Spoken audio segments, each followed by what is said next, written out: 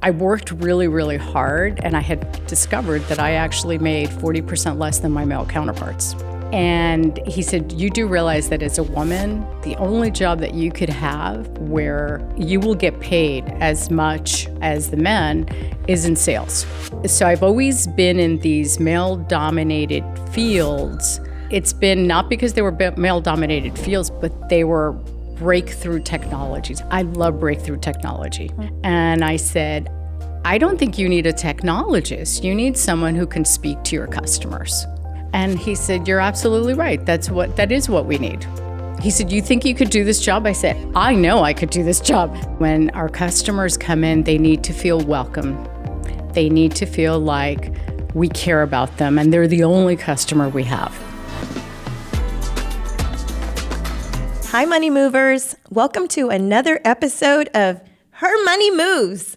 And I'm thrilled to welcome Ivonne Valdes. She's the Chief Channel Officer at Sorenson Communications. We're recording live today from Houston, Texas at the HITEC Hispanic Technology Executive Council Spring Leadership Summit. And Ivonne is the chair of the board of directors of HITEC, and she's also the queen of sales and a seasoned executive in the technology industry, where she's been instrumental in leading global sales strategies for many Fortune 500 companies, including HP, Oracle, Sun Microsystems, Fujitsu, Schneider Electric, and now with Sorenson. Thank you so much for being here. Thank you. Thank you for the invitation. It's an honor. So you live in Silicon Valley. I do. You are one of our pioneers, also the board chair of HITEC. Yes, so I'm the chair of the HITEC Foundation, and the foundation is dedicated to awarding scholarships to Hispanic students that want to study tech. And over the last few years, since our inception, we've actually awarded over $1 million in scholarships.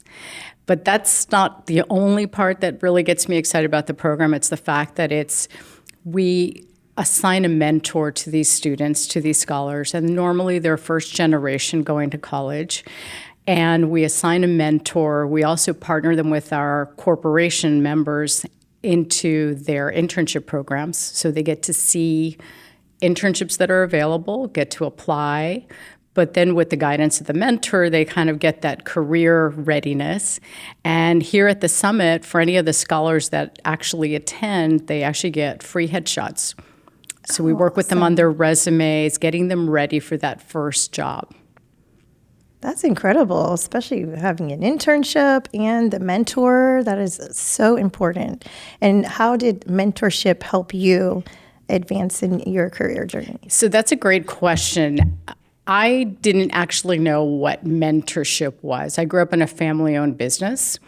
And I think when you grow up in a family-owned business, you have that grit because, you know, if you lose a customer, you don't have money to pay the bills, to put food on the table. My dad was an accountant.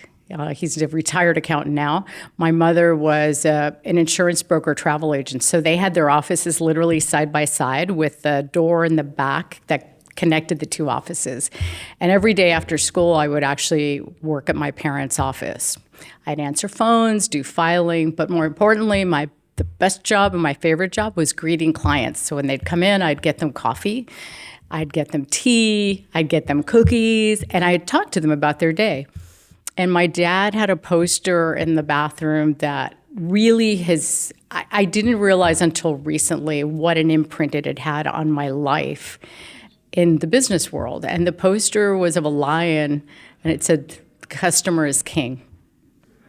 And my dad would always say, when our customers come in, they need to feel welcome.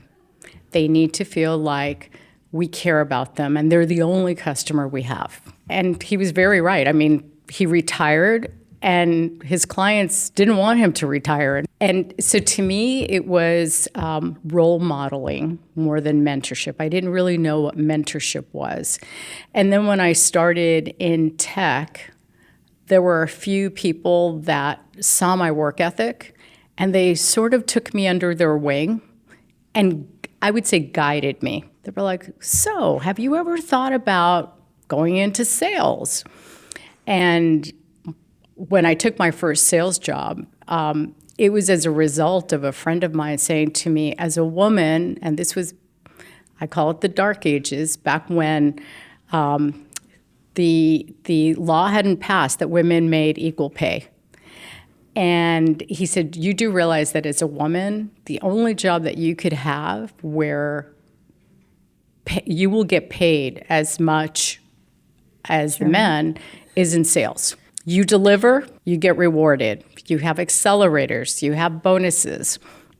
And I was just amazed by that concept because I worked really, really hard, and I had discovered that I actually made 40% less than my male counterparts. So I'm like, okay, I'm going to go try this sales route. That's a huge And I've never problem. looked back. Yes, the inequity in pay is a huge problem still to this day. So sales helped you to close that gap. Sales helped me not only close the gap, but actually validated my self-worth, because I knew that I could actually present well in front of clients. The companies that I've worked for, I had to feel they had high integrity. And when I say integrity, companies that weren't in the press, and it had to be a product that I truly believed in. So every company that I've worked for has been a company where I was very proud to actually represent the company, represent the products, the services. And to me, having the conversation with people, understanding people's needs, people's business problems. I have a clinical psychology background, so my whole approach to selling is actually, it's all about you, understanding your business needs and how can I help solve your business needs. And one of my secret sauces, if I can call it that, is that when I'm helping my customer solve a business problem, there are times that my company didn't have the products or services for them. I would actually refer a friend or an acquaintance that could actually basically fulfill that need. And clients always commented about how refreshing that was, because I was willing to open up and bring other people in. And that has actually led to even more sales, because then my clients actually felt they trust you. They trusted me, but they also felt like you solved that problem for me. And you didn't make any money. Many high achieving women, as they climb the career ladder, receive really enticing job offers. And I believe you had a story to share. So about 26 years ago, I had a job offer where it was one of these magnificent titles, global company, big bump in pay. And my husband, who's an engineer by training, and he's very thoughtful, he said to me, this all sounds wonderful. I don't want to rain on your parade. He said, but I want you to do me a favor. He said, sit down and write all the pros and cons, and also what are you expected to do in this new job? And when you peeled back the onion, what the job actually required me to travel to Korea every other week. Oh, wow. Which meant that I was going to lose 2 weekends. We had 3 kids living at home. Then he said, what are the expectations of you being in the office? Because at that time, this was 1997, and at that time, Sun Microsystem had already gone to remote working. Scott McNeely, who was a pioneer and a visionary, his thought was you can work from anywhere at any time on any device. So I was fully equipped at home to be able to work. And my work situation was very adaptable to my personal life. So we had these 3 kids that we shuttled around during the day, and it allowed me to I never ate lunch, so I used to take a break between 3 and 4:30, and that was shuttle time, pick up, drop off. So when I looked at this job, really, literally it would have been less money than what I was making. Oh, you never want to do that. and more hours. Would it have been, it would have catapulted my title very, very early on in my career. But really, when you looked at the ROI, it wasn't there. I would have been making less per day than what I was actually making. And then my husband said to me, would that make you happy? And if it makes you happy, we're supportive. And I said, no, that wouldn't make me happy. That would actually make me miserable. Yeah, being away from your family and making less money. Like, less money, traveling constantly, and it's the stress that it puts on everything. So you started your career in a male-dominated industry in tech, and I'm sure it wasn't easy to become the leader that you are today. Can you share your journey with us and how you got to where you are? So I grew up on the East Coast, and when I moved to Silicon Valley in 1979, it was the Mecca. It was the beginning of the semiconductor era. Fairchild Semiconductor, who's not in existence anymore, they were the prime company hiring. IBM was there. Intel was just starting. And I became fascinated as I listened to mostly men talk about this tech world and what was happening. So back then, they used to advertise. I was looking for a job, and they used to advertise jobs in the newspaper. And they would always have the recruiter's name and the phone number. And there was this very interesting job that it was called a product marketing manager. But when you read the description, it actually described kind of like customer service, customer interaction, solving customer problems. I'm like, I can do this. So I went to my neighbor, because the requirements for the job is you had to have a bachelor's degree in electrical engineering. You had to have design experience. I'm like, okay, I've never designed a chip, and I'm not a BSEE. So I went to my neighbor, who is an electrical engineer at IBM, and I showed him the job ad, and I said, can you prep me for this job? And he said, you realize it's in custom circuits. And I'm like, what's a custom circuit? So every night for 3 weeks, he actually tutored me. So he taught me enough to feel comfortable with the terminology. I then proceeded to call a recruiter for 40 days. For 40 days, I called him, and for 40 days, he answered the phone.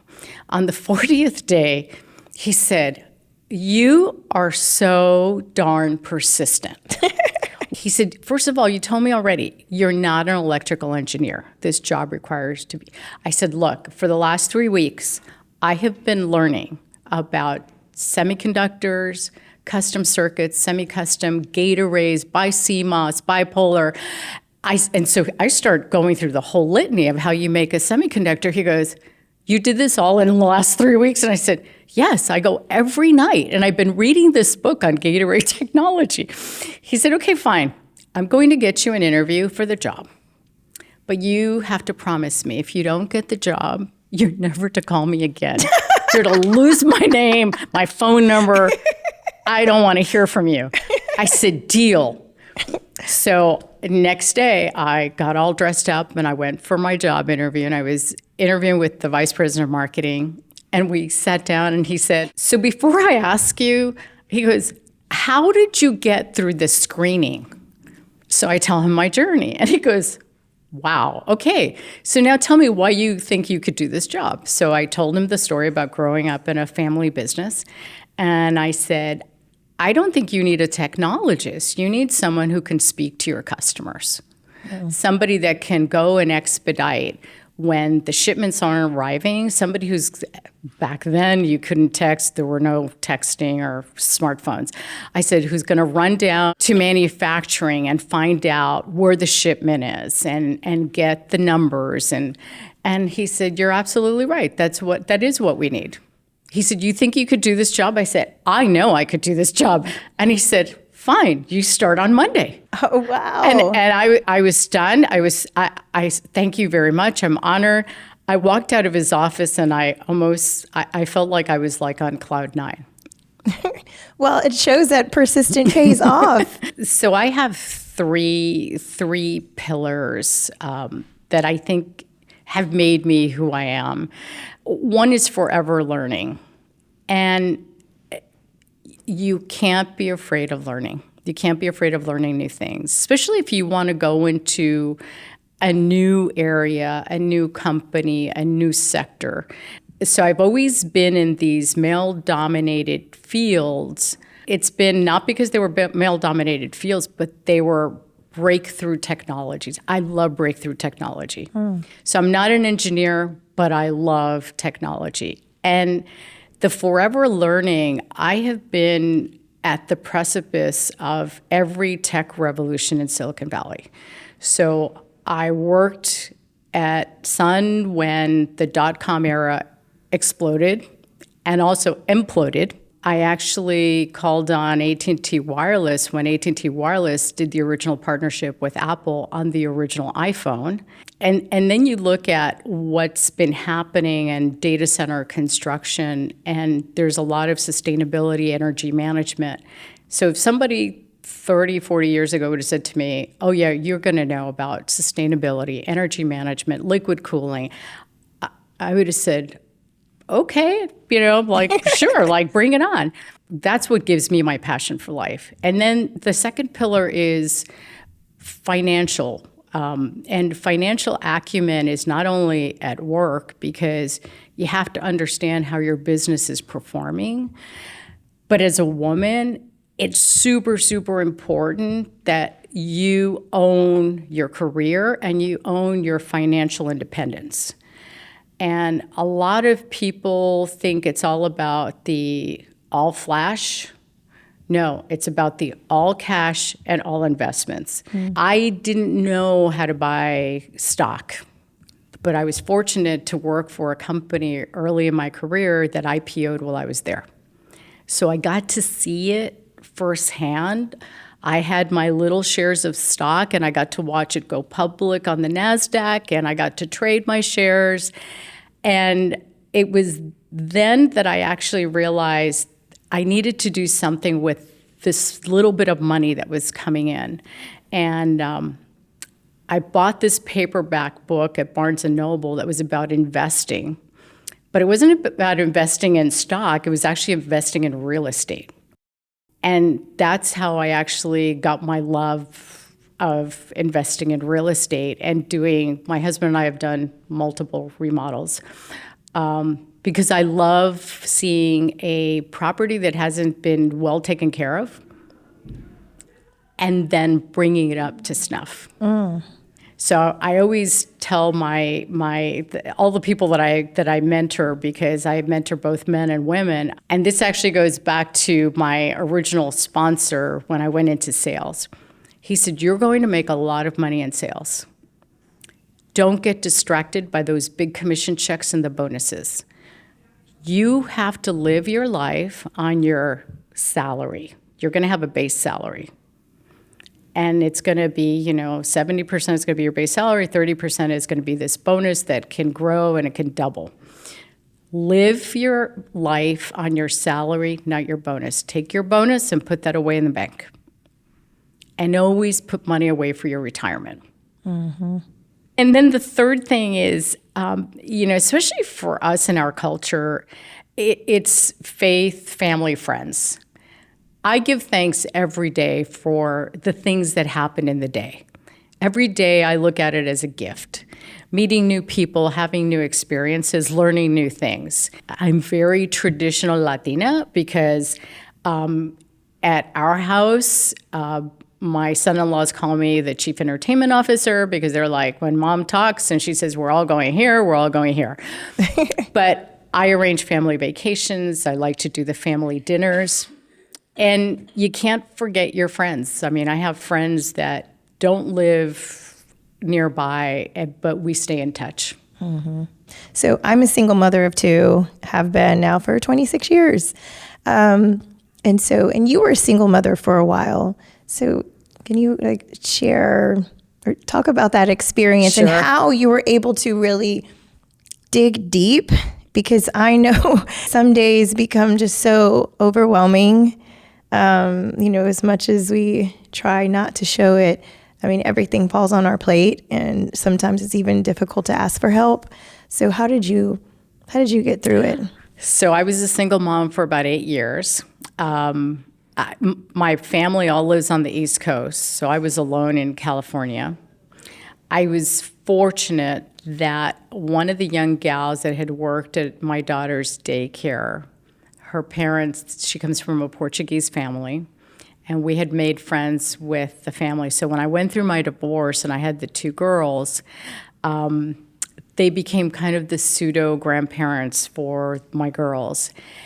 That helped me a bit, but there are books out there that tell you to lean in. Well, when you don't have anybody to lean in, you can't lean into your 4-year-old and your 2-year-old because they're not going to hold you up.